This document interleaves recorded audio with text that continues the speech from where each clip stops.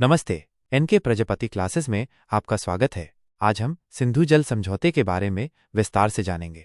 जैसा कि आपने बताया, सिंधु जल समझौता 1960 में भारत और पाकिस्तान के बीच हस्ताक्षरित एक महत्वपूर्ण जल बंटवारा संधि है, जिसमें विश्व बैंक ने मध्यस्थता की थी। यह समझौता सिंधु नदी और उसकी सहायक नदियों के पानी के उपयोग को सुव्यवस्थित करता है। इस संधि के तहत सिंधु नदी बेसिन की 6 नदियों को 2 हिस्सों में बांटा गया है। पूर्वी नदियां रावी, ब्यास और सतलुज। इस समूह की नदियों का पानी भारत को बिना किसी बाधा के इस्तेमाल करने का अधिकार दिया गया है। भारत मुख्य रूप से पंजाब, हरियाणा और राजस्थान जैसे राज्यों में सिंचाई और पनबिजली उत्पादन के लिए इन नदियों का उपयोग करता है। पश्चिमी नदियां सिंधु, झेलम और चिनाब।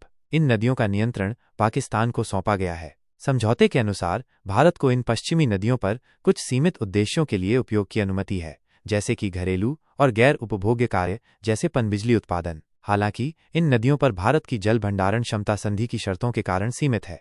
सिंधु जल संधि के मुख्य प्रावधानों को और गहराई से समझते हैं।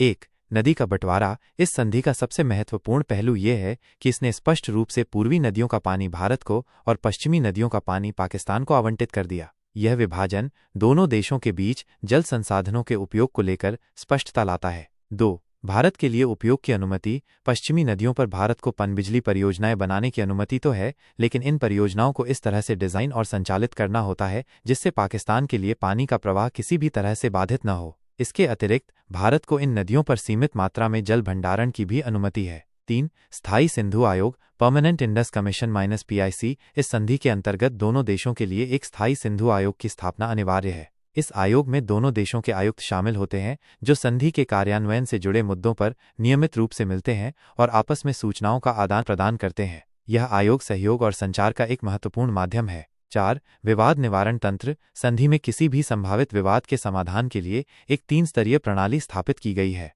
इसमें सबसे पहले स्थायी आयोग के स्तर पर बातचीत शामिल है। यदि वहां समाधान नहीं निकलता है तो एक तटस्थ विशेषज्ञ, जिसे विश्व बैंक या दोनों देश मिलकर नियुक्त करते हैं, द्वारा मामले की समीक्षा की जाती है। और अंत में, यदि आवश्यक हो तो एक मध्यस्थता न्यायालय का गठन किया जा सकता है। यह तंत्र यह सुनिश्चित करता है कि मतभेदों को शांतिपूर्ण तरीके से हल किया जा सके। वर्तमान स्थिति पर आपकी जानकारी बिल्कुल सही है।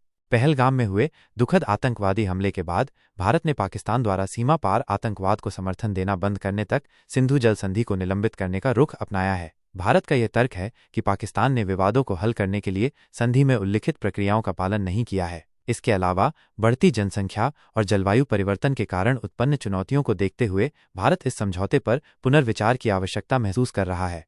संधि के निलंबन के बाद भारत पश्चिमी नदियों के पानी का अधिक प्रभावी ढंग से उपयोग करने की दिशा में कदम बढ़ा सकता है। इसमें मौजूदा बांधों की क्षमता को बढ़ाना और नई पनबिजली और सिंचाई परियोजनाओं का निर्माण शामिल हो सकता है। जैसा कि विशेषज्ञों का मानना है, भले ही भारत के पास तुरंत पाकिस्तान की ओर जल प्रवाह को रोकने के लिए पर्याप्त बुनियादी ढांचा न हो, लेकिन सरकार इस दिशा में काम कर रही है।